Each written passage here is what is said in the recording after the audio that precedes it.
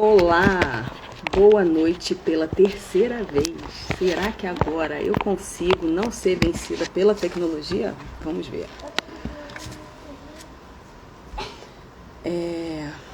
Bom, boa noite a todos. Eu vou iniciar novamente do começo, que é para não ter falhas na previsibilidade aqui. Eu sou Juliana Carlos, eu sou autista e mãe de autistas. Desde já eu peço um pouco de paciência porque eu tenho que seguir a minha programação aqui para poder conseguir falar com vocês de uma maneira que todo mundo me entenda. Vocês entendem. Então eu vou me apresentar, vou começar me apresentando. Meu nome é Juliana Carlos, como eu já disse. Eu sou divulgadora científica e sou educadora inclusiva. E eu sou diretora da ASAS, devagar. Eu sou diretora da ASAS, Inclusão e Acessibilidade, que é uma empresa de impacto social formada só por mulheres neurodivergentes. E o objetivo da ASAS é trazer inclusão e acessibilidade para o mercado de trabalho, tanto através da educação junto às empresas, quanto a preparação da pessoa autista para entrar no mercado de trabalho. E aí, nesse mês de setembro, no Setembro Amarelo, a gente iniciou um grupo de acolhimento e de apoio à pessoa autista adulta, com o objetivo de criar redes entre os autistas adultos. E aí, só um minuto que eu vou dar entrada na nossa convidada. Gabriela, já aceitei sua participação. Vamos ver aqui. Entrar ao vivo. Olá, Gabriela, boa noite. Finalmente. Oi, pessoal, consegui. boa noite. Agora deu certo. No final dá certo. A gente se atrapalha, mas dá certo. A tecnologia não ia me vencer, eu não ia deixar. A gente vence pela teimosia e persistência. Alguns diriam que rigidez cognitiva, diriam, mas... Então, uma forma neuroafirmativa de dizer persistência, não necessariamente uma rigidez, mas busca por solução.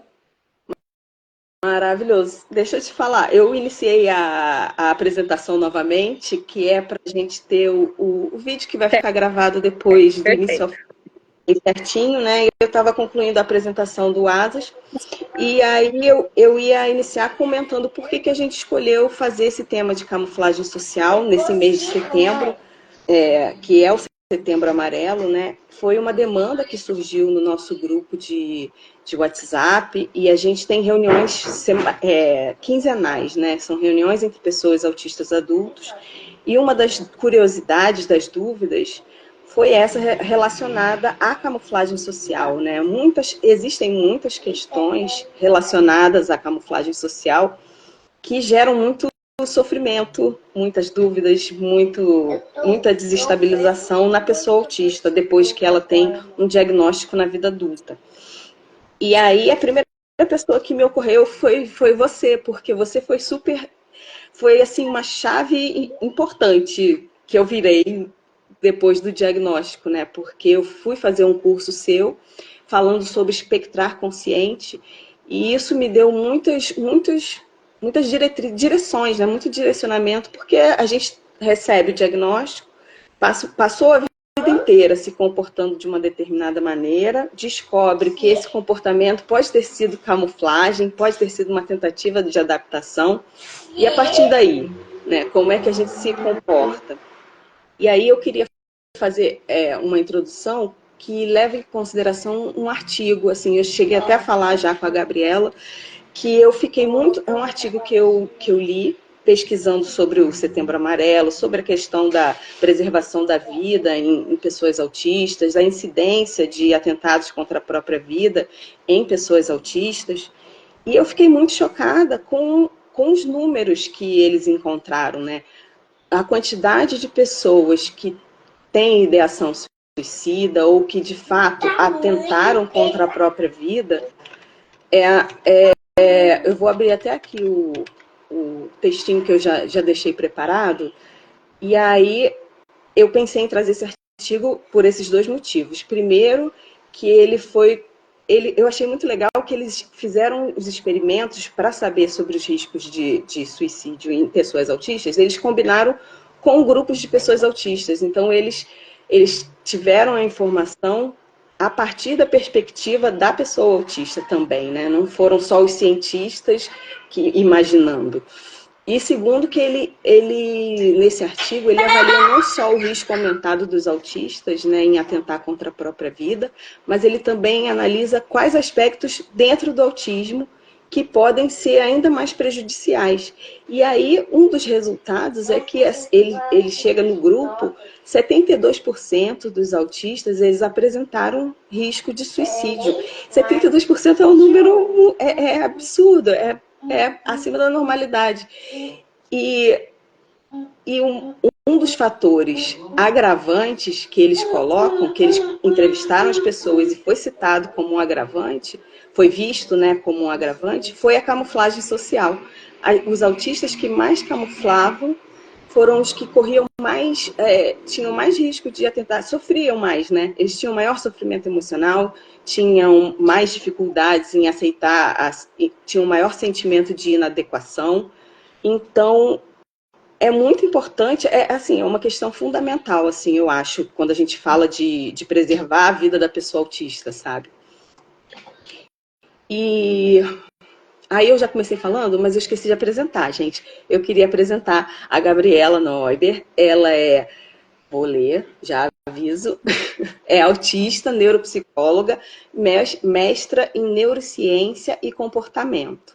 Como eu falei, ela tem um Instagram, @espectrandoconsciente, oferece cursos, né, para pessoas autistas, voltados justamente a essa questão, né, da identidade autista. Falei certo? Falei errado? Sim, não, é isso mesmo.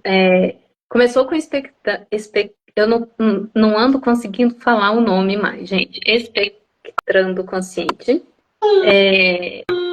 E agora a gente. Eu mantenho o Espectrando, mas existe agora a comunidade OBA, que é a Oposição Brasileira ao Adestramento Humano. Então somos parceiros, né? Acabou que o Espectrando é o meu perfil do coração, perfil profissional e do coração aqui, mas a atuação. Então, convido o pessoal a conhecer a comunidade OBA, tem o site, e aí os cursos têm sido oferecidos via comunidade OBA. E a ideia é a gente sempre trabalhar a autenticidade autística, né? Então, o Espectrando Consciente, ele vem disso. Quanto mais eu entender o meu funcionamento autista, mais consciente eu vou estar disso e vou me permitir ser mais autisticamente autêntica, né? Então, a ideia é essa. É isso. Aí eu estruturei, assim, tentei estruturar como um estilo de perguntas e respostas, até para a gente focar mais nos assuntos, né? E algumas perguntas, elas foram um feedback lá do nosso grupo, foram algumas dúvidas que aconteceram lá. E aí, partir desse ponto, né, de que a camuflagem ela é uma fonte de sofrimento e é uma questão de busca de identidade, dessa identidade da pessoa autista. E aí a primeira pergunta que eu queria fazer partindo do princípio que a camuflagem social, ela é a estratégia pela qual a pessoa esconde as suas características indesejadas ou ela imita as características desejadas, a pergunta é: só autistas usam camuflagem social? Então, excelente pergunta. Não só autistas vivenciam esse fenômeno, né, de camuflagem social. A gente pode pensar na camuflagem como que se estuda na psicologia os mecanismos de defesa. É um fenômeno, é uma capacidade inerente ao ser humano. E evolutivamente, nós desenvolvemos recursos neuronais, circuitos neuronais específicos para cópia de comportamento. Isso é estratégico, é para sobrevivência.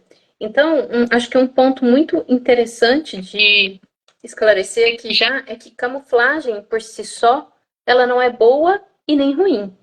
ela é uma habilidade, é uma capacidade inerente, não é só ao ser humano, né? Há muitas espécies, não vou falar nem só aos mamíferos, e pessoas com diversas características, podemos pensar em pessoas com diversas neurodivergências ou com outros diagnósticos muito estigmatizados de saúde mental,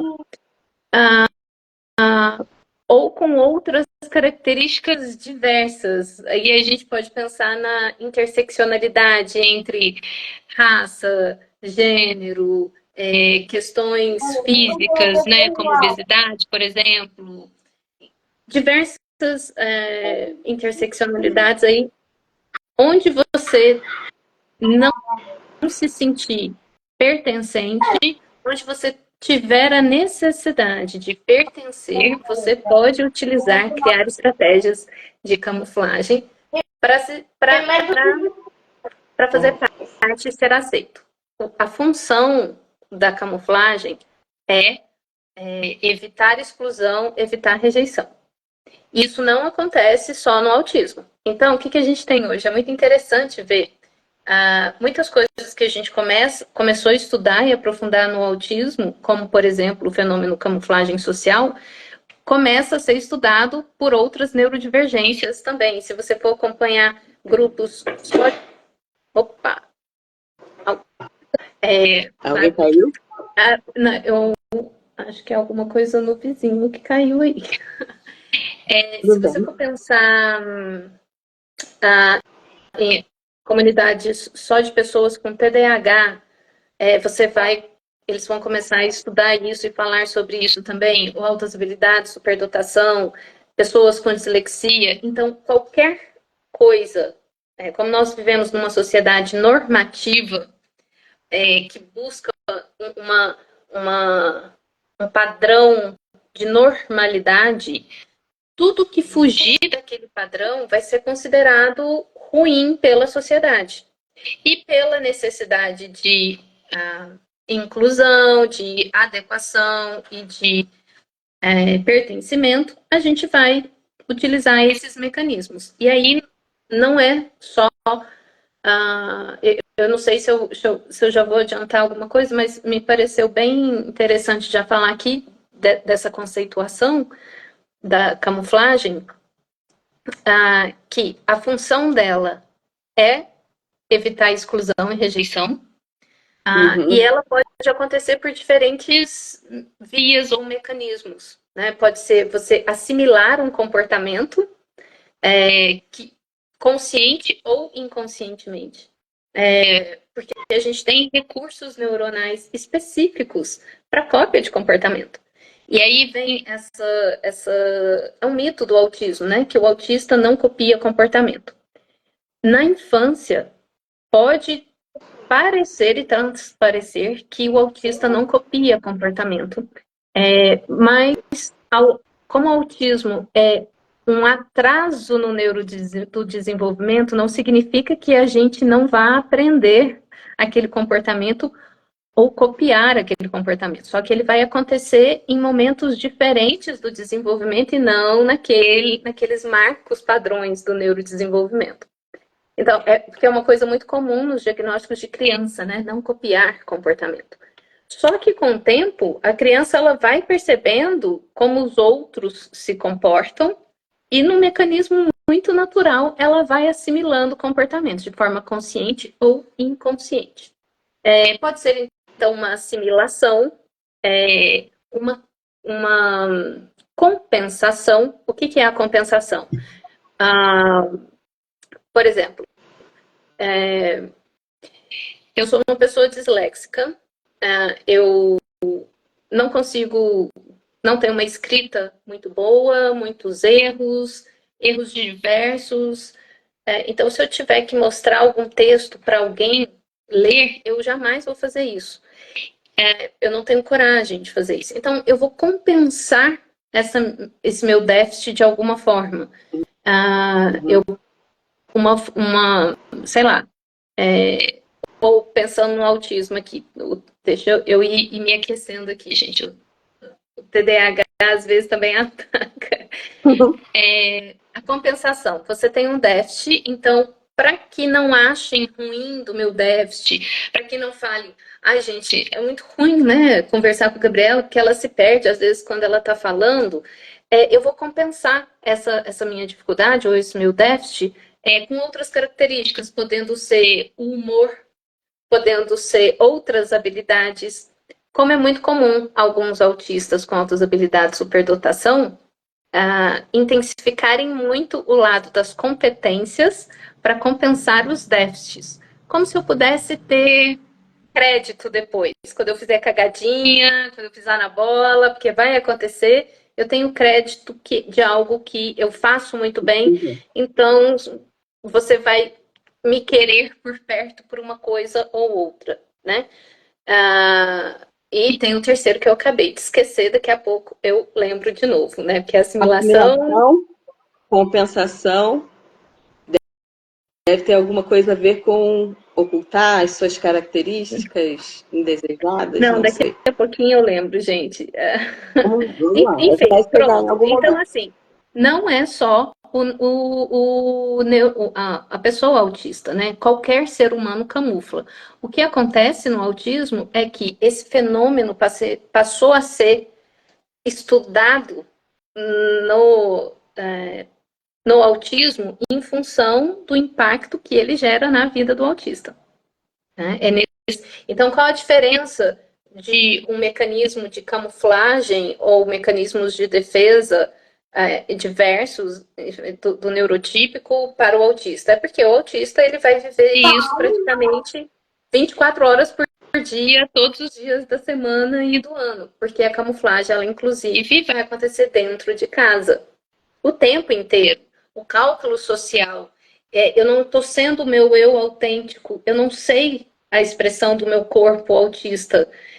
Então, o impacto disso é uma exaustão profunda. E aí passou a ser estudado no autismo em função do impacto na saúde, saúde física, saúde mental, que também é saúde física, que significa um prejuízo ou o cérebro ali está funcionando de outras formas. Enfim, então não acontece só no autismo, não. Mas tem sido estudado muito no autismo. Eu penso também assim que, assim, tirando pela minha experiência pessoal, né, essa questão que você falou é um processo que acontece o tempo todo.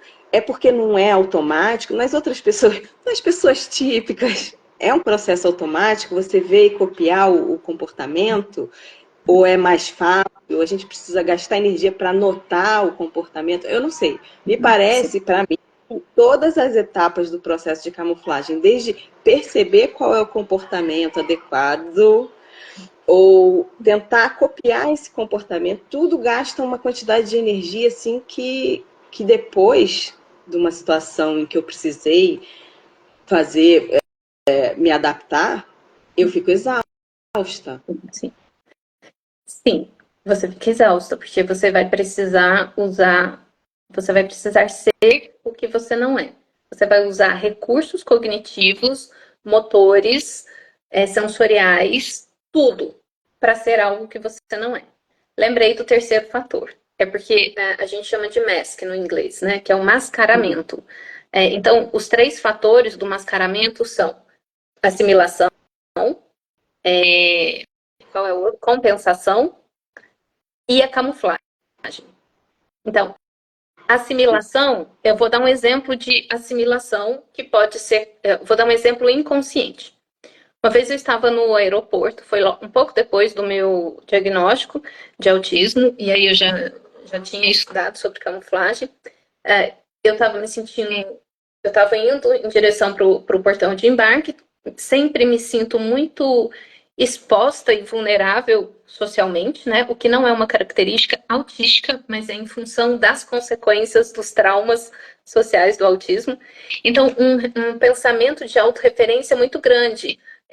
Então, quando eu estou andando em público, fica como se as pessoas estivessem pensando, né? Olha como aquela menina anda desengonçado.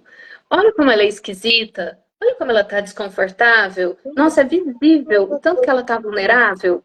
Então, estava extremamente tensa e angustiada nessa vivência. E eu estava com uma bolsa. Eu não uso bolsas. E esse dia eu precisei levar o computador, então estava usando uma bolsa pendurada aqui debaixo do braço. Estava me sentindo super desengonçada e inadequada. E aí, nisso, passa uma moça rapidinho andando por mim, na minha leitura, super elegante, de salto alto, puxando uma mala muito bem vestida e a bolsa pendurada aqui no braço, na dobrinha aqui do cotovelo.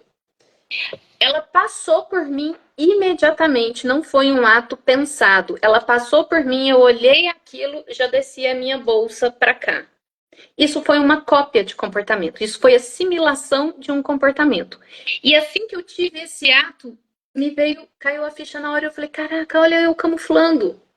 Aquilo ali foi um ato inconsciente, mas que na minha leitura, ao ver aquela pessoa, ela parecia segura e confortável, e eu adotei aquela postura. E assim que eu adoto aquela postura, eu me senti protegida e confortável, porque na minha leitura, no meu julgamento, ela era elegante e estava confortável e protegida. Então, agora, isso acalmou meu pensamento de autorreferência, de inadequação, e aí eu tinha uma referência positiva, eu não sei o que estavam pensando sobre ela, mas era a minha referência. Então, a camuflagem, já colocando um componente aqui, o mascaramento, né? Uma coisa muito importante dele é que ele não é só negativo, ele é muito benéfico também. Em muitas situações, quando a gente não tem repertório próprio e que a gente se sente extremamente vulnerável, se eu tiver a possibilidade ou a capacidade de assimilar, mascarar esse comportamento ou compensar, isso pode me trazer menos desconforto, mas vai exercer esforço cognitivo. E aí eu falo que o autista está sempre... Aqui nós estamos falando de autismo, né? A gente está sempre negociando dentro da gente que tipo de desconforto que eu estou disposta a bancar o preço. Eu estou disposta a bancar inadequada ou estou disposta a pagar o preço de um esforço cognitivo que eu sei que depois vai me gerar uma exaustão, mas que nesse momento me traz uma sensação de proteção, pertencimento e adequação. Então, a importância dessa conversa aqui, Ju, e do pós-diagnóstico, entender o processo de camuflagem no pós-diagnóstico, é entender que as estratégias de mascaramento que eu desenvolvi a minha vida inteira, a partir do momento que eu tenho consciência que esse fenômeno acontece, se eu puder utilizá-lo de forma consciente, sabendo que vai ter um preço, mas eu sei agora a consequência do preço, eu estou escolhendo que preço que eu quero pagar, ou que eu posso pagar, porque a sociedade não vai mudar, os preconceitos vão existir, os riscos vão existir, só que agora, conhecendo cada vez mais o meu funcionamento, eu posso fazer escolhas mais assertivas e adequadas para mim. E quando a gente utiliza um mascaramento, que é uma estratégia que eu aprendi, é uma habilidade que eu aprendi, e ela me traz um conforto numa determinada situação, por que não utilizá-la quando eu sentir que ela é bem-vinda? A diferença agora do pós-diagnóstico e antes do diagnóstico é que eu não sabia que isso gerava exaustão, eu não sabia que as pessoas não viviam isso. Muitas estratégias não eram conscientes e aí a gente vivencia aquele personagem ou aquele papel, mas depois sai se sentindo um fracasso, falsa, um impostor e etc. Mas agora eu sei o porquê que eu faço isso. Eu sei que eu não sou uma impostora, eu sei que o personagem é a roupa que eu estou utilizando para me comunicar com aquele contexto que eu estou. Eu sei que vai me trazer uma exaustão, mas eu estou topando. Mas se eu não topar o desconforto, eu vou precisar tomar uma decisão antes na minha autenticidade, que é, vou ou não vou no tal do evento? Eu vou ou não vou socializar? Eu vou ou não vou fazer isso? Se eu decidir que, cara, zero disposição para mascarar hoje, nem vou. Eu estou no meu empoderamento, na minha autenticidade, nem vou mais. Então, isso é assimilação. E a assimilação, ela pode ser... Eu dei o exemplo de uma assimilação inconsciente, né? A gente só faz.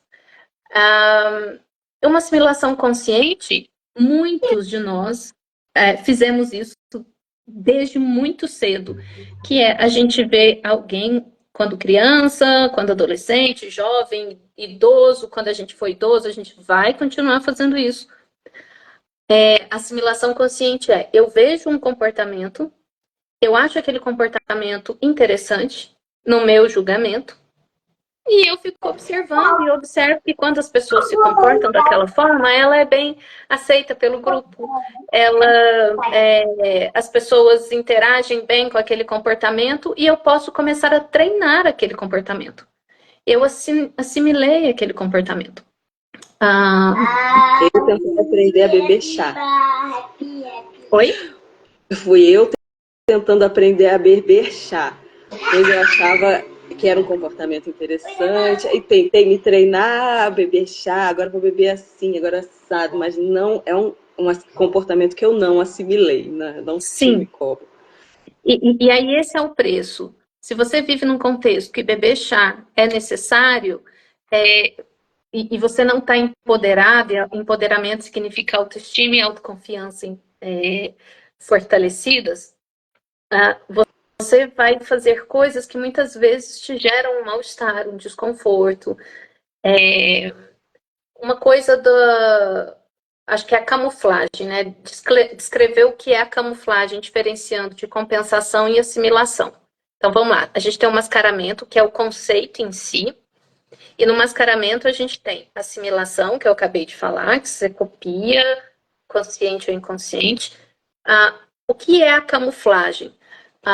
Vamos supor, a camuflagem, eu chego num lugar, eu estou extremamente tímida, estou extremamente desconfortável, mas eu não quero que as pessoas percebam que eu estou me sentindo deslocada. Então, o que eu faço? Eu começo a sorrir, eu começo a beber, eu começo a fazer várias coisas e dou uma impressão completamente diferente para os outros. E isso pode ser consciente ou inconsciente. Para autistas com boa capacidade cognitiva, boa capacidade motora, que eu consigo decidir e gerenciar os meus movimentos e expressões faciais, a compensação ela vai ser mais possível. Até uma pergunta depois a gente aprofunda, que é, e outros níveis de suporte vão conseguir mascarar? Depende, porque muito mascaramento depende da nossa habilidade e capacidade motora. E se isso for um prejuízo, né, for um déficit importante da pessoa, ela não vai conseguir fazer isso. Então, o mascaramento, a camuflagem é isso. Eu não deixo transparecer o que eu estou sentindo. Quem me vê fala, nossa, Gabriela é uma pessoa super articulada e não sei o quê. Mesmo antes do meu diagnóstico, eu falava isso, mas essa não é a minha essência. Eu sempre falei isso. Se eu perceber, então, o que é a camuflagem? Eu quero passar despercebido, eu não quero que enxerguem aquilo. Eu não quero que me vejam naquela condição, naquela característica, o que for com um holofote. É Um mestre, por exatamente exemplo. Fala. Seria exatamente a ferramenta do camaleão, né? Ele fica das cores do ambiente. Isso. Ele esconde a própria cor e fica da cor do ambiente. Um mascaramento, por exemplo, então, uma camuflagem seria, por exemplo, você se conter para não apresentar uma estereotipia. Entendi. Isso seria uma camuflagem. Ou então, uma coisa que hoje eu sei a meu respeito, né? Que é bem comum na pessoa autista, é a expressão facial congelada, né? sem muita expressão, não muito expressiva. Eu sei disso, eu sei que a minha expressão é assim. Então, o que foi uma camuflagem que eu criei? Hoje eu dou nome para tudo isso, entendo e sei. Mas eu aprendi, até pela minha profissão, que eu preciso validar o outro e dar repertório e sinalizar coisas para o outro. Então, eu aprendi a fazer caras e bocas e eu posso parecer muito caricata em algumas situações. Isso é um mascaramento, isso é uma camuflagem de uma característica autista. Só que antes eu fazia isso inconsciente. Hoje, tem situações que você vai fazer de forma muito natural, sem pensar. Às vezes você vai fazer de forma pensada. Às vezes está já tão introjetado que se tornou um comportamento seu também. Então as pessoas falam, quem sou eu? Eu sou... Então, aquele personagem não sou eu. Também é você. Porque a forma como você camuflou, aprendeu as suas estratégias de mascaramento, falam sobre você. Você não escolheu os mesmos comportamentos que eu observei em outras pessoas para você copiar. Você escolheu aqueles que do seu contexto, no seu aprendizado, na sua bagagem, foi interpretado por você como bem aceito e tudo mais. Então ele fala sobre você também, né? Uma coisa então do mascaramento às vezes eu estou atendendo e eu me lembro que eu preciso, olha, isso é consciente, isso é cálculo, e eu me lembro que eu preciso fazer expressões, porque senão a pessoa vai, e hoje eu atendo só online. Quantas vezes eu já escutei, Gabi, congelou? Travou aí? Então, acho que o digital, o online, possibilitou muito isso. Mas no consultório, às vezes, no presencial, quando eu atendia presencial, eu percebia que eu estava muito congelada e parada, e eu falava, é hora de eu mexer, é hora de eu mudar de posição. Porque eu precisava... O que o outro vai pensar de mim parada ali, congelada, igual estátua? Mas se for a minha autenticidade, eu não quero mexer. Eu quero ficar uma estátua ali. Então, isso é uma camuflagem. Eu estou camuflando uma característica em função do contexto, né? Enfim, acho que eu dei exemplo de cada um dos três. E aí, respondendo a sua pergunta, às vezes a gente usa de esforço cognitivo, sim. Nossa, é hora de eu piscar. Nossa, outra coisa que eu faço, né? Estou conversando com a pessoa, estou olhando para um olho da pessoa. E eu falo, meu Deus, as pessoas mexem os olhos, eu tenho que olhar para o outro olho da pessoa. Mas se eu olhar para o outro olho, ela vai perceber que eu estou mudando de olho. Aí eu espero a pessoa virar um pouquinho, quando ela olha, eu já estou olhando para o outro olho, como se isso fosse, né? Então, são coisas que são automáticas são automáticas para as pessoas não autistas, mas que o autista, ele aprendeu ele tá hiper consciente o tempo inteiro do seu corpo, do seu movimento, da sua fala, do timbre de voz, de que expressão, de que ideia que ele quer passar para o outro ou causar no outro. O problema é que, de qualquer jeito, não é a nossa autenticidade, não é o nosso ritmo natural, não é do nosso corpo autista em questão de sensorialidade, ritmo motor, de fala, o que quer que seja, e de qualquer jeito ele vai ficar caricato para o outro. Então o outro não sabe falar o que é, mas ele sabe que você é esquisita, você é estranha para ele. Mas tem uma coisa ali que não é natural. Mas não é porque aí vai fazer julgamento. Parece falsa, parece que tá, sei lá, né? O rótulo foi debochado. O meu rótulo era, está debochando, mas nunca era. Não era um erro de camuflagem. Isso. E isso é uma forma que a gente conceitua camuflagem. Conceitua não, avalia camuflagem, que é a discrepância entre o que eu sinto e a minha intenção, de fato, do que o outro percebe externamente do comportamento. Então, a discrepância entre, você está debochando. Claro que não. E você estava super ali, às vezes, empenhada e objetiva, clara, direta.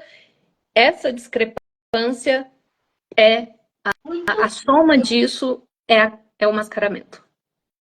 Eu vou até abrir um parênteses para dar um exemplo pessoal que me lembrou exatamente do que você falou, que eu estava na fila da vacina do Covid e esperando a minha vez. E aí comecei a conversar, uma moça na fila conversava demais, e aí começou a conversar comigo, puxar conversa, e eu fui respondendo, batendo papo, coisa que eu não sei fazer é bater papo, fui batendo papo, e em algum momento eu citei que eu morava em outra cidade e me mudei para cá, para essa cidade. Ela, então é por isso, você fala meio diferente, deve ser porque você não é daqui. Aí eu fiquei pensando, deve ser a minha total falta de habilidade em camuflar de maneira apropriada, né? Sim. Sim. E aí eu contei muito no que você falou tem a ver a falha na camuflagem, ser percebido como uma pessoa ou desinteressada, sem emoção, ou debochada, ela tem a ver com aquela questão que você falou das habilidades cognitivas e motoras, porque quando a pessoa é mais destrambelhada que nem eu sou desajeitada, então eu quero fazer uma postura elegante, eu não vou conseguir imitar esse comportamento, né? Sim. Então, de qualquer jeito, você é isso que eu chamo de autenticidade autista, que é o empoderamento autista, que de qualquer jeito eu já vou ser julgada mesmo, entendeu? De qualquer jeito eu já vou ser esquisita. Então, esquisita por esquisita, antes um esquisito que me gere menos esforço. Exato. Que é a minha estrambelhação, a minha atrapalhação, a minha... só que para que eu me permita ser estrambelhada, eu preciso estar muito segura e com a minha autoestima e minha autoconfiança muito, muito fortalecida. Porque as pessoas, a Natália colocou aqui, né? Consigo ver o rosto das pessoas, no rosto das pessoas, o julgamento pela minha estranheza ou esquisitice, né? Eu uso para mim a expressão minhas esquisitices. E a gente percebe, a gente aprendeu a ler isso. Mas autistas não sabem ler pistas sociais. Sabe sim, a gente pode demorar. Mas a gente aprende. E isso pode ser aos 40 anos, aos 50 anos, mas se alguém te ensinou e te sistematizou isso dentro da cognição autista de forma que você aprende sim. Tá?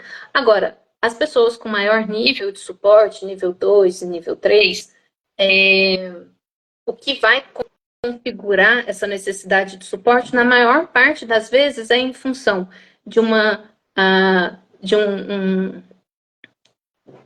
déficit na fala, né? A pessoa não tem a fala desenvolvida, mas tem a linguagem não verbal que é riquíssima, só que o neurotípico não sabe ler a linguagem não verbal do autista, e também pela dificuldade psicomotora, né?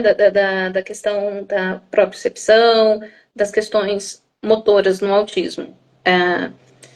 E aí essa pessoa ela vai ter mais dificuldade de expressar comportamentos que ela não queria que fossem observados pelos outros. E aí o que acontece sobre os níveis de suporte? Algumas pesquisas elas mostram que o nível de estresse é muito maior no nível 1 de suporte, nível de estresse social, em função de que no nível 1 de suporte tem-se a expectativa da capacidade. Então, o nível 1 de suporte, ele é cobrado como sendo capaz de. O nível 2 e nível 3, em função do capacitismo mesmo, eu já não espero muito daquela pessoa, porque ela não tem muitas capacidades mesmo. Então, ela não é cobrada socialmente em questões produtivas e tudo mais, como o nível 1 de suporte. Eu entendo que o sofrimento de cada nível é diferente. Enquanto o nível um pode estar muito com um intenso sofrimento em função de não se sentir bom o suficiente, adequado, exausto pelo cálculo social, e por mais que ele se esforce, não é bom o suficiente. O nível 2, o nível 3, dependendo ali da condição, pode ter um sofrimento muito maior em relação a não conseguir se expressar, não ser compreendido nunca, ninguém fazer esforço para entender, as suas necessidades de autorrealização serem completamente desconsideradas a vida toda, serem tratados como criança a vida toda, aí vai o capacitismo, né? Enfim, mas aí tem essa questão do, já que é para ser estranho, eu vou ser estranho do meu jeito, e não estranho tentando agradar os outros. Né? Opa, barulhos, cachorrinhos latindo. Peraí, gente. Tá bom, isso aqui é dar o fio dele. Mas isso até conversa um pouco com uma postagem que a gente fez recentemente, que diz assim, eu sou autista, então eu posso. Eu posso fazer as minhas estereotipias em público. Eu posso abraçar determinadas características que eu tenho, que as pessoas não vão compreender, que vão julgar, e ser autêntico a partir daí, né? Deixa eu ver aqui, a gente já passou por várias perguntas que eu tinha colocado, e foi muito bom. Mas sistematiza elas, porque ela ficou muito bom. Ficou muito bom. Então, primeiro a gente ia comentar sobre a questão de todo mundo usa camuflagem social. Fazendo um resuminho, seria camuflagem social é uma estratégia evolutiva e é uma competência que a gente desenvolve desde que nasce, né? A capacidade, não só a capacidade de imitar os comportamentos, mas também de se comportar de forma desejada nos grupos sociais, seria isso? Sim, e também falamos um pouco sobre se autistas de níveis... Só ficar claro que é uma estratégia evolutiva em função dela trazer uma sensação de proteção e menos vulnerabilidade, né? Mas ela gera toda a exaustão pelo cálculo social e esforço. Isso. A gente chegou Aí a terceira pergunta é mais ou menos isso que a gente acabou de falar, né? Que os neurotípicos e outras pessoas com outros transtornos também camuflam seus comportamentos, mas que a camuflagem nos autistas ela é pesada por demandar cálculos sociais, por a gente ter o tempo todo que usar habilidades cognitivas que nem sempre a gente tem desenvolvidas, ou habilidades motoras que também são deficitárias, né? Então, por isso que se torna um processo extremamente penoso, né? Sim. E aí, eu achei incrível o que você falou, que é exatamente, ninguém vai pagar o preço que a gente paga, né? Ninguém sabe quanto está custando para a gente fazer aquela camuflagem. Então, usar essa competência de camuflar, de mascarar socialmente, tem que ser uma atitude consciente, né? Que a gente decida, não, vale a pena agora eu usar tais ou tais características, ou estratégias de mascaramento.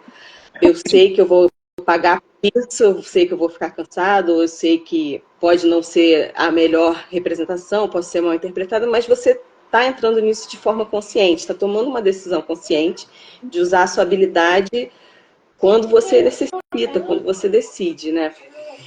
E aí, passando para a próxima pergunta, seria quais alternativas a pessoa autista tem ao mascaramento?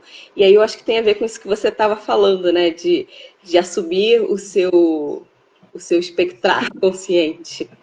Mas um dos exemplos principais que eu queria perguntar, né? Seria no ambiente de trabalho, que o ambiente de trabalho ele não dá muitas possibilidades para você... Se, por exemplo, um autista adulto que teve seu diagnóstico tardio, mas que entrou naquela vaga de emprego sem que as pessoas soubessem que ele era uma pessoa autista, sem que ele mesmo soubesse, né? E aí ele camuflou comportamentos, ele mascarou até aquele momento e recebe o diagnóstico. Teria como ele sair do personagem, vamos dizer assim, né? Eu acho que essa é a questão crucial, assim, para a maioria das pessoas que estão lá no grupo, falam que não conseguem, muitos autistas não conseguem manter um emprego por muito tempo, e eu acho que tem a ver, né, com essas questões. Uhum. Sim, sim. É tudo muito complexo, né? Isso que você falou é muito complexo. Deixa eu tentar organizar aqui também. Quando você recebe o diagnóstico na vida adulta e começa a entender o seu funcionamento sensorial, motor, estilo de comunicação, estilo de cognição, enfim, e vai se empoderando disso, empoderar significa perceber esse fenômeno em mim, saber nomear, saber que o que eu estou fazendo ali não é uma esquisitice, eu não estou inadequada, é uma estereotipia, e qual é a função disso? Ou então, se eu começar com uma sobrecarga e me sentir com um humor alterado, né, irritadiça, não é porque eu sou uma pessoa ruim, é porque eu estou em sobrecarga. E aí, se eu não sei disso, se eu não sei que é uma sobrecarga, eu não sei que decisões tomar para poder me auxiliar naquele momento. Então, para que eu possa construir um espaço seguro, a gente chama de ambiente seguro autista, né? O que eu trabalho com as pessoas a sociedade não vai mudar. Tão cedo isso não vai mudar. Então, a forma que a gente tem é de auxiliar em processo de psicoeducação, de autoconhecimento, para que eu vá construindo o meu ambiente seguro e contando para as pessoas o que é aquilo em mim. Uhum. Isso vai acontecer no trabalho, isso vai acontecer em casa. Mas ser autêntico tem um preço. E autenticidade, muitas vezes, o preço é o rompimento de relações. E se você está num trabalho em que você optou por não abrir o seu diagnóstico, você entrou no emprego, seu diagnóstico veio depois que você entrou no emprego, e você optou por não abrir o seu diagnóstico, para não falar, porque você achou que falar sobre o seu diagnóstico ia te tornar muito mais vulnerável, você iria sofrer preconceitos, e isso é um risco real. Então, pesquisas mostram que é preciso levar em consideração os riscos que você vai correr, sim, e o estado em que você se encontra para poder abrir ou não o seu diagnóstico. Se você considerou que é mais arriscado abrir o seu diagnóstico porque você não está preparada, não tem recursos ainda de comportamento, nomeação, cognição, de regulação para lidar com o que vai vir no pós-diagnóstico, então dá um tempinho aí, você vai precisar trabalhar isso antes de abrir. Mas o problema de não abrir o seu diagnóstico no seu local de trabalho é que você vai ser julgada de acordo com a lente neurotípica. Então, um comportamento que é uma crise nervosa por uma sobrecarga, né, que as pessoas chamam de meltdown, uma crise nervosa por uma sobrecarga sensorial, cognitiva, social, o que for, vai ser lido como comportamento agressivo. Se você já sabe nomear isso, você pode virar para um colega seu e falar, cara, eu estou começando com uma sobrecarga aqui, estou ficando muito em ativação e isso vai me gerando uma irritação. Eu preciso de 15 minutinhos, me cobre aí. Se alguém perguntar, fala que eu estou no banheiro, que eu comecei a passar mal. Então, você vai ajudando as pessoas a entender o seu funcionamento, psicoeducando o seu ambiente. E isso seria a alternativa.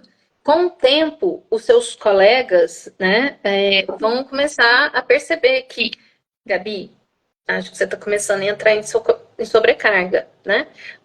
Então, eles mesmos já vão te indicando antes de você mesmo perceber.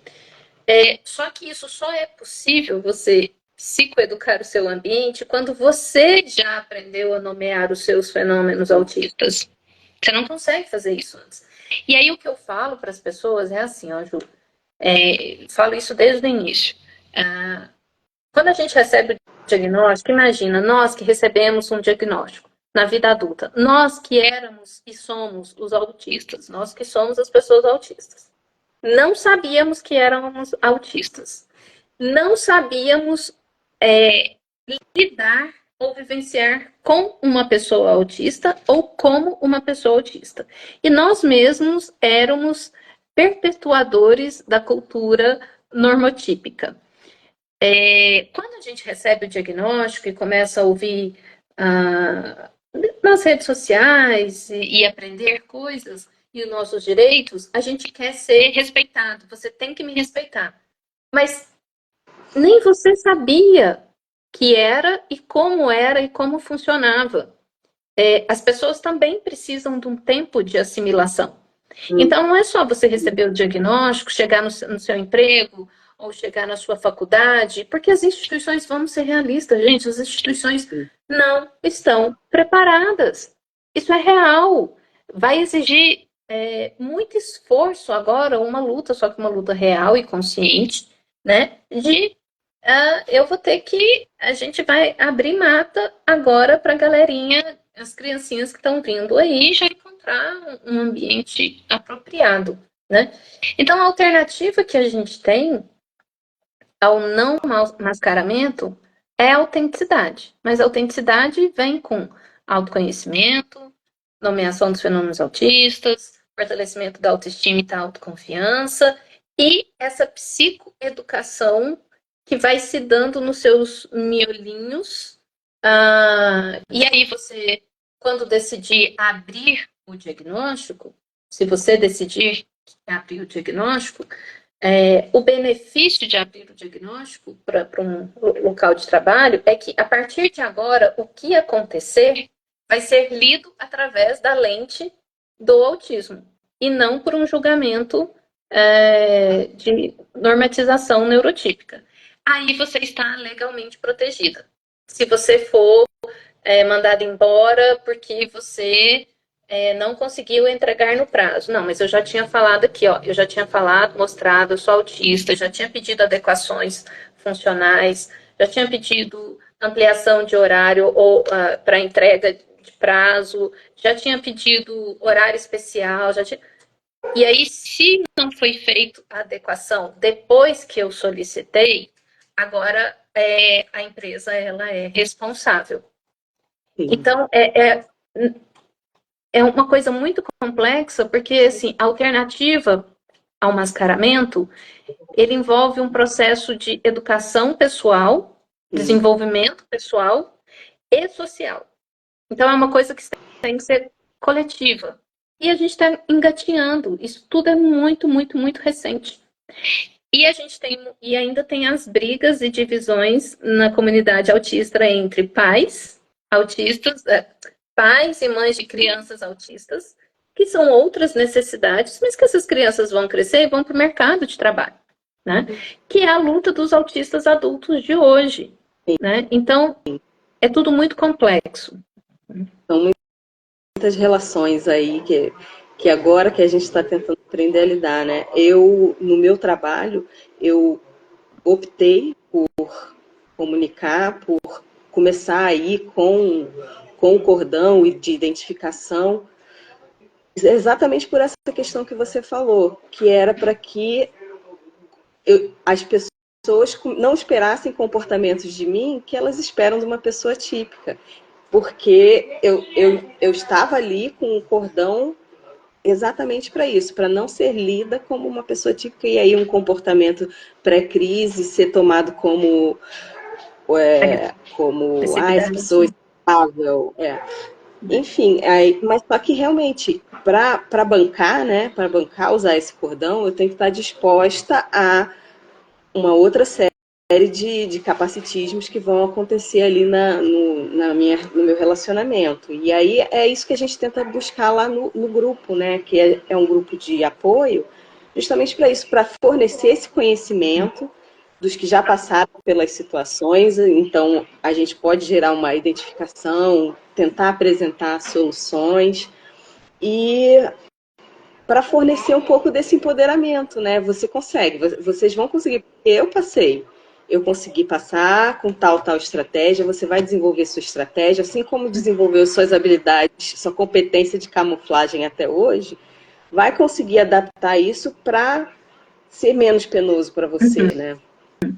Eu acho que um cuidado que a gente tem que ter, recentemente eu me deparei, a gente tem que entender assim, ó, não é porque você é autista que você é uma pessoa do bem, né? Ou não é porque você é autista que você já conseguiu adotar uma visão de afirmação da neurodiversidade ou que valide a neurodiversidade. E existe hoje um grande mercado. Então, recentemente, eu me deparei com um curso, né, para desenvolvimento de pessoas autistas, e um dos módulos era como era sobre administrar, não era administrar, mas era para você evitar os comportamentos de camuflagem. Como se a camuflagem por si só fosse negativa. E eu achei aquilo muito perigoso e muito ruim. Porque não é isso. A gente não pode ir para nada, a gente pode ir para 880. Porque a gente tem que entender que o mascaramento, muitas vezes, ele vai ser necessário. Porque ele é inerente do ser humano. E aí a gente começa a falar sobre autismo, sobre autistas. Não, a gente está falando de pessoas. A gente está falando de ser humano. A gente precisa entender o comportamento humano e como é que isso se dá na vivência de pessoas autistas. Mas não era bem esse termo. Eu sei que era um termo muito da cognitivo comportamental, que era para você Desenvolver estratégias. não era desenvolver estratégias, era. Daqui a pouquinho eu lembro, né? As palavras fogem às vezes assim. E o que a gente tem que. Porque senão a pessoa autista, você coloca para ela uma outra normatização, que é como é ser autista. Como você precisa ser autista. E não existe uma forma de você ser autista, porque cada um é diferente. E tem muitas situações que eu vou escolher conscientemente pelo mascaramento, porque eu vou ter uma preguiça cognitiva intensa para certas situações. Vai gastar menos energia, de fato, né? Sim, hoje já está tão desenvolvido a habilidade que hoje eu gasto menos energia utilizando uma estratégia de mascaramento do que a autenticidade em si. Então, eu tenho recursos. Mas eu achei que depois do diagnóstico, os problemas iriam se resolver, né? A vida seria mais fácil. Não, isso é uma expectativa que a gente tem mesmo, mas ela é bem assim, expectativa e realidade, muito diferente.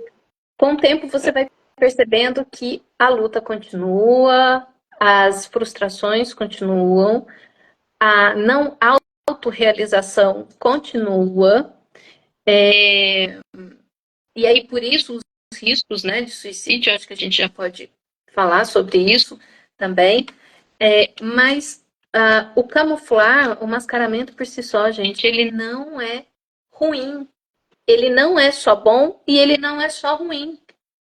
O que a gente precisa, e você vivenciar isso na vida adulta é uma coisa, na adolescência é outra. Então, se a gente for falar de autenticidade autista, na vivência do adolescente, isso vai ter que ser muito bem contextualizado e ele vai ter que se experimentar a função de um profissional, seja num processo de psicoeducação com psicólogo ou algum profissional, algum educador, vai ser conduzir essa pessoa para ela se experimentar, para ela sentir e como ela se sente mais segura, como ela se percebe mais confortável ali. Mas não é, você tem que ser a sua expressão autista de qualquer jeito ou a qualquer custo. Lembrei a expressão. Como controlar o comportamento de camuflagem. Se já tem a palavra controle, já cagou por aí. Vou falar xingamento mesmo, porque já cagou mesmo. Porque aí já tem a coisa do neuro... Eu não tenho que controlar. Não tenho que controlar nada. Eu posso decidir se aquilo me é mais adequado na minha vivência, no meu contexto, né? Então, acho que promover essas discussões e com clareza ou com bom senso é bem importante, né? Porque senão as pessoas vão, depois do pós-diagnóstico, elas vão para um comportamento de defesa e luta muito tóxico e que também é muito, muito danoso para a saúde mental, né? Sim. É isso. E para o lado oposto também não colabora, não ajuda ninguém, né? Porque Não. vai resultar em ainda mais isolamento, muito provavelmente, Isso. né? Perfeito, isso. Eu vou dar uma lidinha aqui, que alguém botou um comentário. A Érica Coelho, ela comentou que certa vez a diretora chamou ela de bipolar, mas não era isso. E ela não conseguiu manter a máscara por muito tempo. Ela estava no limite de adequação e vivendo sob uma pressão infernal. Sim, sim. É isso que acontece. Muitas vezes o autista ele constrói um personagem, mas ele não consegue manter aquilo por muito tempo. E aí, quando a gente constrói o personagem, a primeira impressão que a pessoa tem de você é aquele personagem, e depois aparecem a sua real necessidade, ou necessidade de suporte, ou característica, ou consequências de sobrecargas. Aí as pessoas falam, nossa, mas você mudou, você não era assim. Então, essa frase que você leu, que ela não conseguiu. Deixa eu ver se eu acho aqui. Ela não conseguiu. O que você leu? Ela não conseguiu manter. Não conseguiu manter o personagem. A máscara por muito tempo. Essa é a frase da minha vida. Então, quando eu comecei na faculdade, eu estava com 19 anos, isso foi assim. Hoje, então, eu consigo nomear pelo fenômeno, pelos estudos, né, de mascaramento e tudo mais, mas quando eu comecei, eu pensei assim, aqui ninguém me conhece. E eu já estudava, eu lia sobre questões de comportamento humano e mecanismos de defesa e livros de psicologia desde os 15 anos, né? Então, eu já tinha, quando eu li primeira vez sobre... Eu tenho esse livro, era do meu avô, eu tenho esse livro guardado. Quando eu li sobre mecanismos de defesa a primeira vez, e uma frase que ficou marcada é: mecanismos de defesa é uma máscara que você cria, uma persona, então você se apresenta para o mundo daquela forma, mas não é... E aí eu pensei, caramba, então eu posso mostrar o que eu quiser, as pessoas não precisam me ver, porque o meu sonho sempre foi ser invisível. Se eu pudesse ter um superpoder, eu queria ser invisível. Na verdade, eu não queria existir, mas já que se eu for para existir, eu queria ser invisível, passar despercebido. Daí, olha o tom depressivo, né, da conversa. Eu não queria existir. Não queria. Né? Eu e minhas eternas crises existenciais. Tá, mas aí, então, desde os 15 anos, quando eu saquei isso, eu falei, cara, eu comecei a fazer mascaramento de forma muito consciente. E quando eu entrei, mas não era nesses termos que a gente estuda hoje, né? E aí, quando eu entrei na faculdade, eu pensei, aqui ninguém me conhece. E eu queria mostrar características diferentes da época da escola. E aí eu já cheguei sendo a articular daquela pessoa que, gente, vou fazer a lista de quem quer cópia aqui dos livros, e virei a mediadora, a articulação. Não sustentei esse personagem, assim, na metade do período, metade do semestre, já tinha caído por terra, eu já estava na minha emburração, no meu emburramento, que eu nasci emburrada, já estava isolada, já tinha, sabe? Então, aí, isso sempre esteve presente. Quando eu entrei para a Marinha, aos 30 anos, de novo. Então, eu morava dentro do, vamos chamar, do quartel, né? Para ficar mais...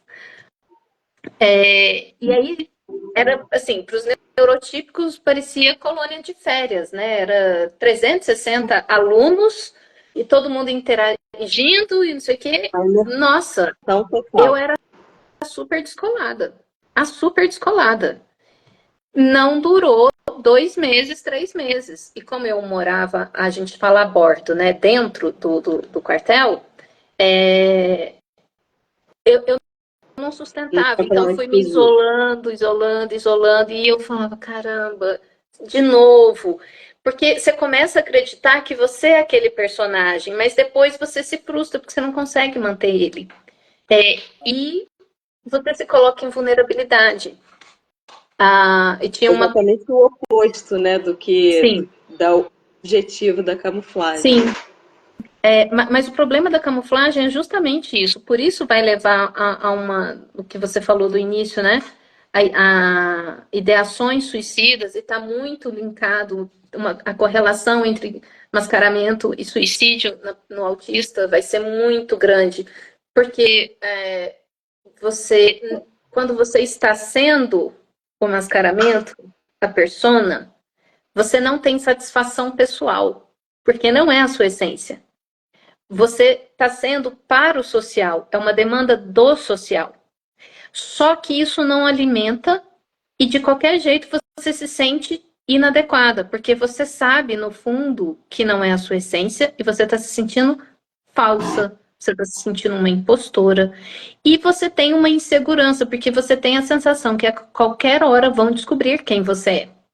E você vai ser pega. Então, você continua na tensão, você continua na ameaça. E toda essa ameaça sem satisfação pessoal. Sem satisfação pessoal. E por isso a camuflagem, ela tem uma correlação muito grande com o suicídio. Porque não basta você ser aceito na sociedade. É você vivenciar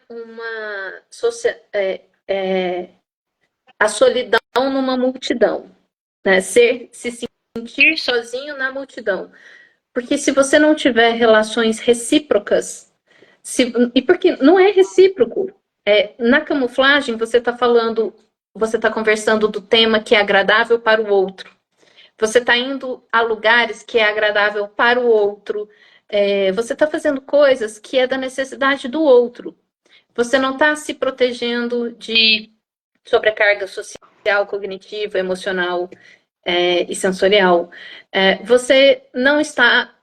Você se impede, né? Se contém para não falar do seu hiperfoco o tempo todo, do seu assunto de interesse, porque aquilo não é agradável para os outros e você não quer ser rejeitado.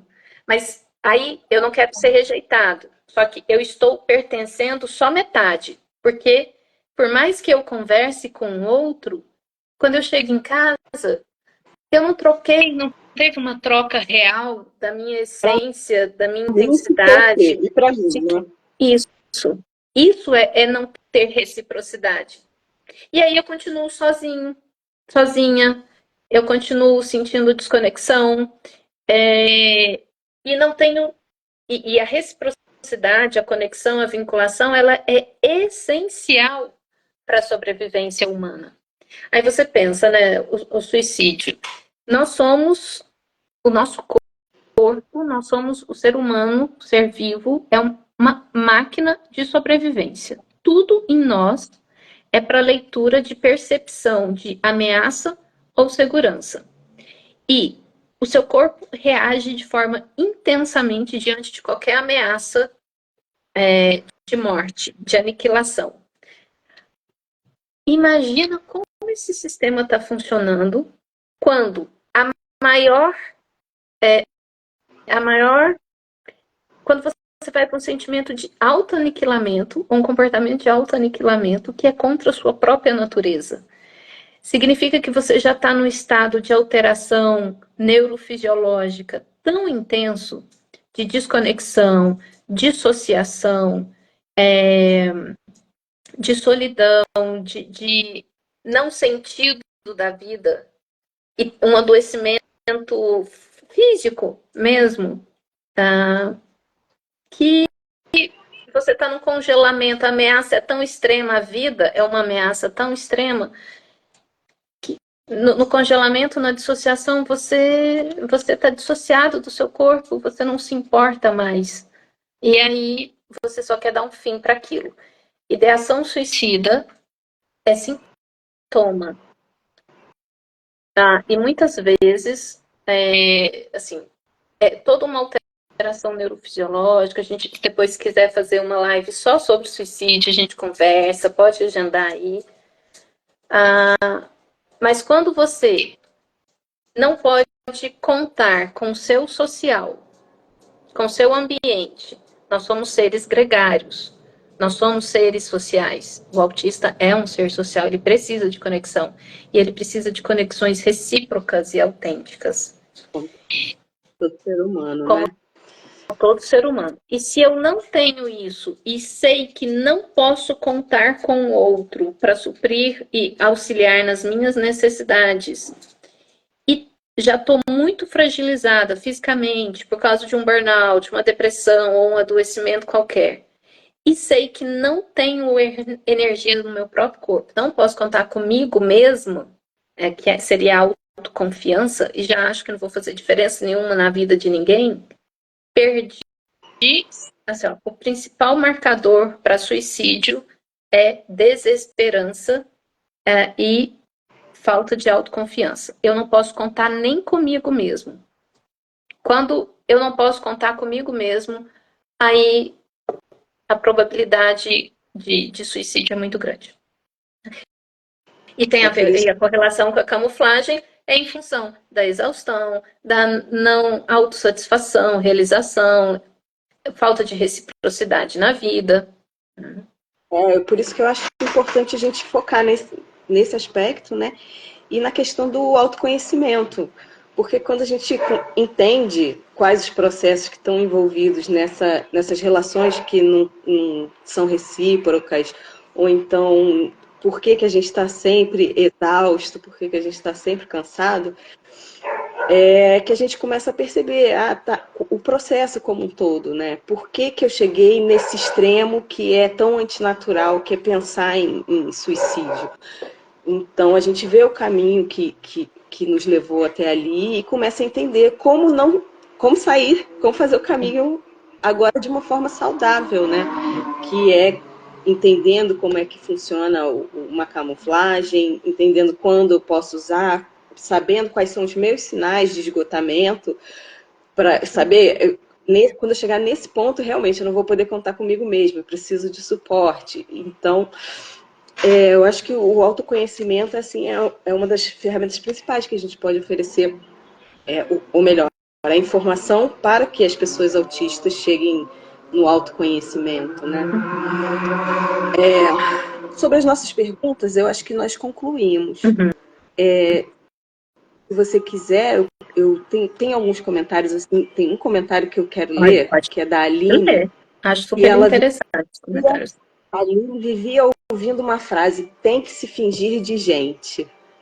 Nossa. Eu sempre odiei essa frase, mas agora estou vendo que às vezes fingir de gente é necessário.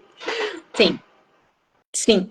É necessário porque vai proteger a gente em muitos momentos. Não é fazer apologia à normatização, porque assim, se tem uma coisa que eu valorizo, valido, ensino as pessoas é desconstruir. Mas a gente precisa saber que aquilo é um benefício. Então, da mesma forma que eu falo que o autista, ele é uma pessoa, é um poliglota. Ele fala muitas línguas. E foi uma estratégia que a gente adquiriu, foi uma habilidade, uma capacidade que a gente adquiriu. Então, de novo, não é só negativo. O que a gente precisa trabalhar, discutir, falar e orientar pais, professores, profissionais que estão lidando com as crianças que tipo de conteúdo ou de comportamento, de contexto que nós estamos oferecendo para as crianças para fortalecer essa autopercepção autista, do corpo autista, da nomeação, né?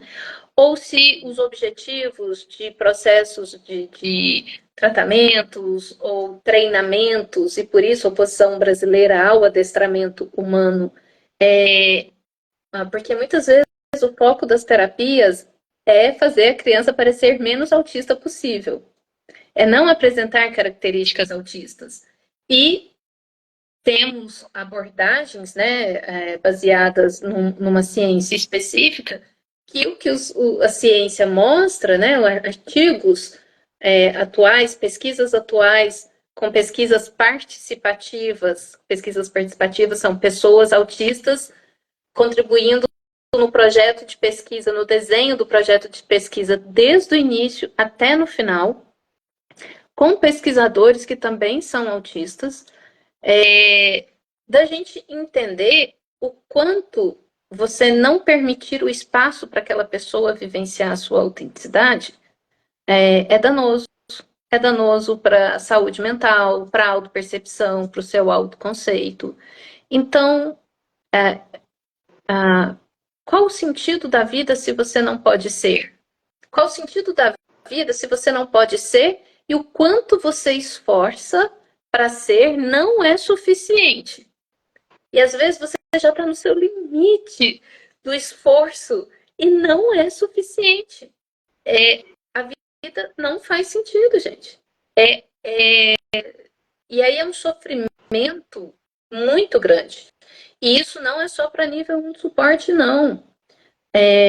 A gente precisa pensar no nível 2 e nível 3 o quão frustrante é a vida para essas pessoas, principalmente por não existir um esforço do outro, da sociedade, para entender sua expressão. E muitas vezes essas pessoas provavelmente nem têm estudo sobre suicídio ou tentativa de suicídio com pessoas de nível de suporte mais complexo. Até porque comportamentos de automutilação, e você pode pensar num escalonamento aí, né? Autoagressão, é entendido como comportamento inadequado ou comportamento desafiador do autista. E é combatido. Só que o quanto aquele comportamento de autoagressão, automutilação, já não é um comportamento de desespero e sofrimento, né? Pessoas autistas, nível 1 de suporte, muitas pessoas aqui, de algum modo, já vivenciaram, quando a gente fala automutilação, ou comportamentos autolesivos e autodestrutivos, não precisa ser só bater a cabeça na parede, apesar de que muitos autistas adultos nível 1 de suporte fazem isso. Só que já sabe, somos adultos, já desenvolvemos estratégias e a gente sabe que isso não é aceito e vai ser julgado, não vai ser acolhido. Então a gente faz de forma, no nosso isolamento, dentro de casa e de forma que não vai ficar visível. Se eu for corte, vai fazer em lugares não observáveis e assim vai. Enfim, mas tem comportamento de bebida, comportamento sexual de risco, comportamento alimentar de risco, que é você saber que você não pode comer determinadas coisas e você come e aquilo te inflama, te adoece. Então, existem muitas formas de autoagressão, né? Enfim. Eu lembrei uma coisa que eu queria falar, meio picotada, assim. Existe já que a gente está falando de suicídio aqui, eu queria validar que existe uma diferença, validar e psicoeducar, né, e orientar, que existe uma diferença entre pensamento de morte, desejo de morte e ideação suicida, tá? Então, o pensamento de morte, o desejo de morte poxa, a vida tá muito difícil. Não, gente, podia acabar logo, né? Podia, ser atropelada ali sem ver, morrer sem ver, viu uma bala perdida, resolveu tudo. Então, eu desejo a morte, eu desejo não existir. E isso não é falado. Como a pessoa autista, aqui falando de autismo, mas claro, isso é inerente ao ser humano. Onde você vivenciar uma inadequação crônica, com estresse crônico, enfim, pensamento de morte ele vai estar presente. E eu falo que é uma negociação diária, criando subterfúgios e negociação interna para falar que a vida vale a pena.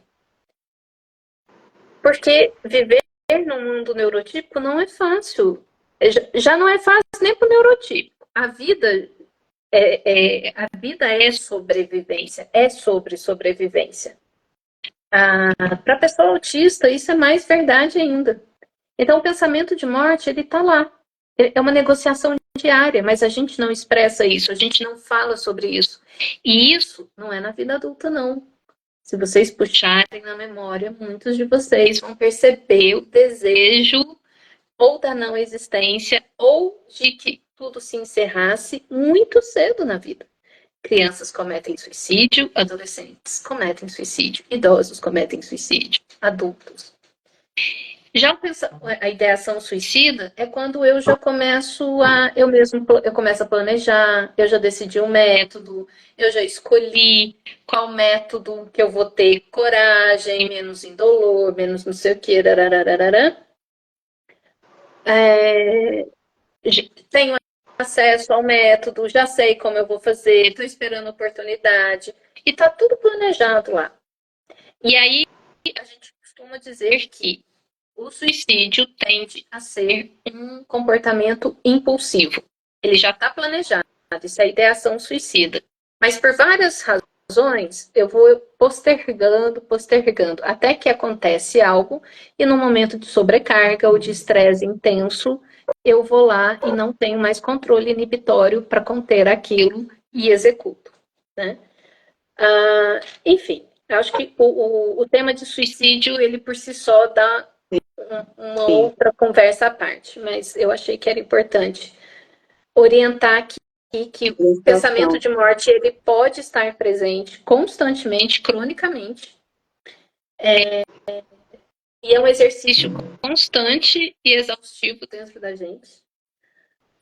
E se faltar energia, disposição, saúde física, isso torna a vida mais difícil e sem amparo, sem poder contar com amparo externo e autoconfiança, aí a gente caminha para a probabilidade de suicídio. Entendi. A gente tem uma pergunta não necessariamente relacionada, mas tem a ver com estereotipia e comportamento autolesivo, né? Que seria essa questão do skin picking, Sim. Que é tirando pelinhas, perebas, sei lá, mas... Sim. E tem muitos autistas, né, que tem essa estereotipia. Uhum. Aqui em casa todos temos. Isso é por várias razões. Várias razões. Tá? Porque você precisa entender o comportamento, e aí a gente até pode falar de uma ciência específica, né? A ciência de análise do comportamento aplicada, ela tem suas ferramentas que bem utilizadas trazem colaboração, são contribuição, né?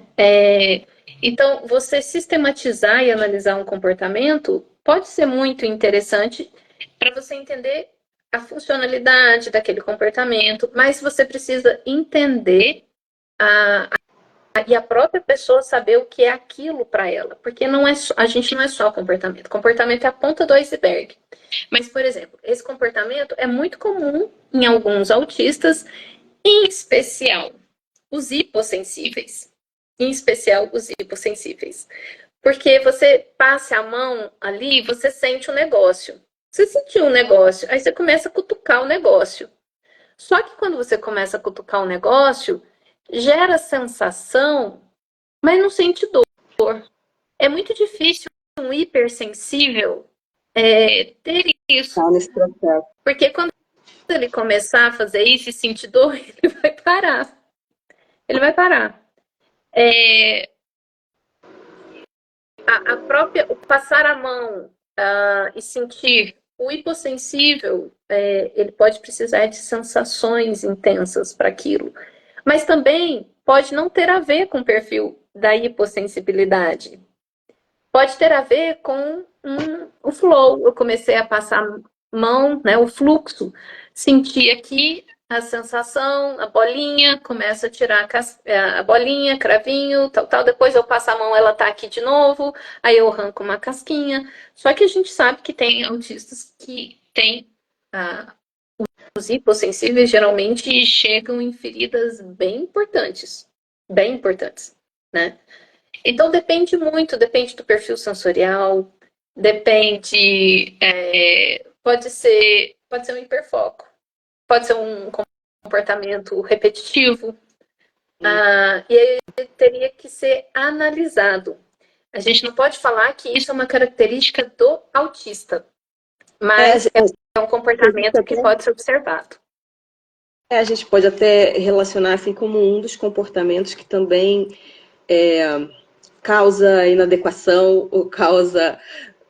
Porque eu, por exemplo, eu sofri muito porque eu fazia skin picking o tempo todo e na minha mão.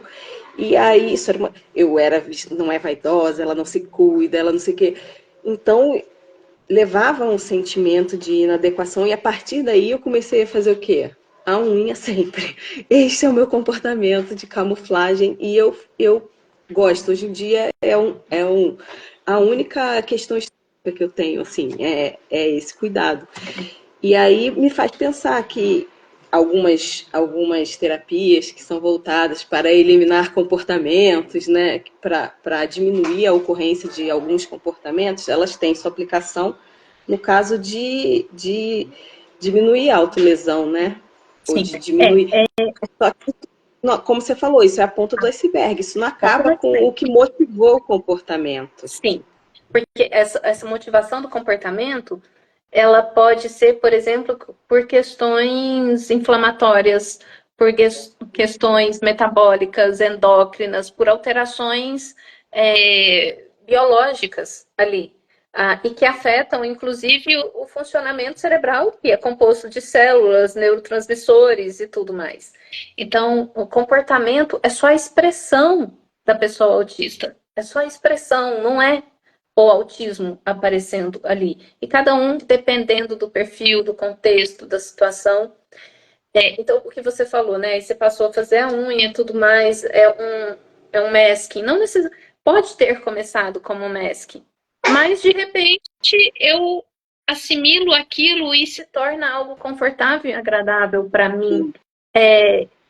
E aí eu troquei comportamentos, eu tinha um repertório que era desadaptado. O que é desadaptado? Perceba, é diferente de inadequado. Desadaptado é porque me causa prejuízo orgânico, prejuízo à minha saúde. Então, eu troco um comportamento, um repertório de comportamento desadaptativo para um adaptativo, que é cuidando do meu bem-estar. E aí eu gosto muito de um trabalho desenvolvido na Inglaterra, e aí de 2020, inclusive foi onde eu pensei no Espectrando Consciente, fazer o grupo, que era você ter troca de pessoas autistas para que, se eu te conto uma estereotipia e te mostro uma estereotipia que eu faço, eu vou experimentar, e de repente eu experimento aquilo para mim e acho muito gostoso e satisfatório, e eu posso assimilar aquilo para mim. Então, a assimilação, de novo, ela não é do autismo, ela é inerente ao ser humano. E se eu estou ampliando o meu repertório de comportamentos, eu posso sim utilizar comportamentos adaptativos e sair de desadaptativos. Mas perceba, eu não estou polindo, eu não estou impedindo a essência e a autenticidade autista. Por que eu faço aquilo? Eu posso fazer, então, um comportamento autolesivo como autorregulação. Eu não tenho que combater o meu estilo de autorregulação. Eu tenho que combater o que está me gerando sobrecarga que eu estou precisando de autorregulação. É diferente, né? As feridinhas, por que está saindo tanta feridinha? Por que quando eu sou picada por um bichinho, inflama e quanto mais eu mexo ali, mais aquilo, né? Tem questões metabólicas, tem questões fisiológicas, tem aumento de liberação de histamina, que deixa vermelho, que coça, e quem tiver predisposição a dermatite. Então, não são questões comportamentais que você vai combater. Você vai combater os alergênicos, um organismo inflamado, com falta de nutrientes, com alto estresse que está gerando baixa de sistema imunológico e não comportamento. Né? E tem hora que você vai aprender comportamentos, porque a gente é uma máquina de aprendizagem. E de repente eu estou aqui mexendo numa argolinha e você me vê fazendo isso daqui o tempo todo e você fala, nossa, parece que tá tão gostoso, Gabriela, fazer aquilo, né? E o dia que eu achar uma argolinha eu posso começar a fazer e de repente, cara, isso ficou gostoso, né? De repente eu já estou fazendo sem perceber. E aquilo tá ótimo e tá tudo certo. Eu aumentei o meu repertório de comportamento, mas respeitando o funcionamento, meu ritmo, minha autenticidade autista, né? É isso. Eu acho que não tem melhor forma de terminar, porque era justamente esse o objetivo. Como é que a gente poderia, já que a camuflagem, ela é um comportamento, ela é um procedimento natural, né, da gente, do ser humano, usar a camuflagem com menos prejuízo é exatamente isso, partir do nosso autoconhecimento e criar um repertório, né? Seja conhecendo outras pessoas autistas ou assimilando novos comportamentos, usando essas ferramentas que a gente tem desde que nasceu, e não só a gente, mas todos os seres humanos e muitas outras espécies, para poder desenvolver essas estratégias de mascaramento de uma forma saudável, né?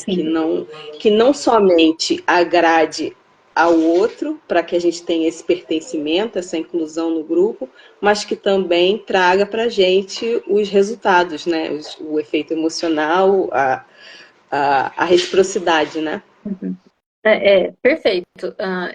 Essa observação sua aí agora de uma, uma opção, né, para a gente amenizar essa busca de estratégias de sobrevivência é buscar o pertencimento, é buscar grupos de pares, né, pares autistas, fazer parte de grupos. Eu sei que muitos grupos, onde tem ser humano, tem toxicidade, então sempre procure um grupo mediado, né, com boas mediações, porque as pessoas que estão ali não são só autistas, as pessoas que estão ali também têm os seus traumas, têm seus gatilhos e precisam de mediadores, né? Mas a forma da gente... existe se você pesquisar sobre, assim, hoje já é um universo, em 5 anos, como cresceu a literatura científica sobre isso. E uma forma de buscar satisfação, autossatisfação e bem-estar social na comunidade autista, entre os seus pares, ou pessoas com que você se sente mais seguro e confortável. Porque o isolamento do autista, muitas vezes, ele é fruto de uma estratégia de proteção. E de novo, a gente não tem que combater a camuflagem, o mascaramento, a gente tem que combater o ambiente, a situação que está me gerando tanta ameaça e que eu preciso constantemente ser o que eu não sou. E se eu nunca tenho um refresco para isso, é óbvio que isso vai me adoecer. Então, sim, o pertencimento é ter um lugar onde você possa ser de forma autêntica e que alguém olhe para você e você não tenha que justificar, explicar e de você falar assim, galera, tchau, fui. alguém pode falar, acho que fulano pode ter ido se regular, né? Ou então estava com... Ninguém vai te julgar. Então, quando eu monto grupos, eu sempre falo, aqui você não precisa avisar para sair. Percebeu que está com sobrecarga, desliga a câmera, simplesmente sai, não tem que justificar, não tem que pedir desculpa para. Se o outro achar ruim, já é problema terapêutico do outro. O outro que lute, né, com as questões dele.